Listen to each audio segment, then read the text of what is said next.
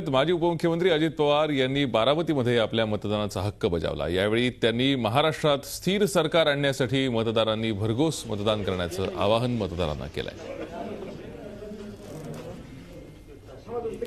अजित पवार यांच्याशी बातचीत केली आमचे प्रतिनिधी अरुण मेहत्रे यांनी।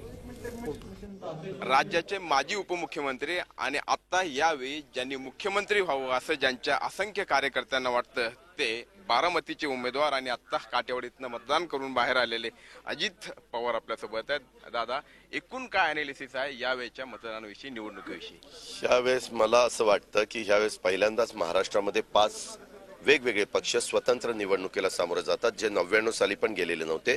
कारण 99 साली ह्याच्यातले भाजप शिवसेना एकत्रपणे गेलेले होते आणि अपक्ष उमेदवार पण मोठ्या प्रमाणावर उभे आहेत। देशाचे पंतप्रधान मोदी बारामतीसह राज्यामध्ये अनेक ठिकाणी त्यांनी सभा घेतल्या होत्या, त्याचा काय साधारणपणे परिणाम जाणवेल? लोकसभेच्या निवडणुकीच्या निमित्तानं मोदींच्या बद्दल जे जनतेने ठरवलेलं होतं की देशाचे पंतप्रधान मोदींना करायचं आणि त्यांना निवडून द्यायचं, त्या प्रकारचा कौल दिलेला होता। महाराष्ट्रातल्या जनतेला चांगलं माहिती आहे की आता मोदी देशाचे पंतप्रधान झालेले आहेत।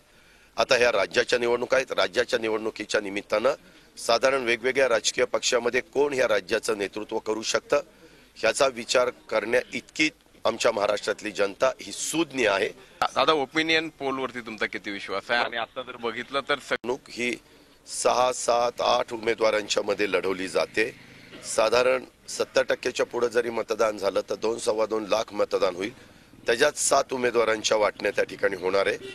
त्याच्यामुळं ओपिनियन पोल हा फार ठराविक लिमिटेड मतदारांचा त्या ठिकाणी घेतला जातो।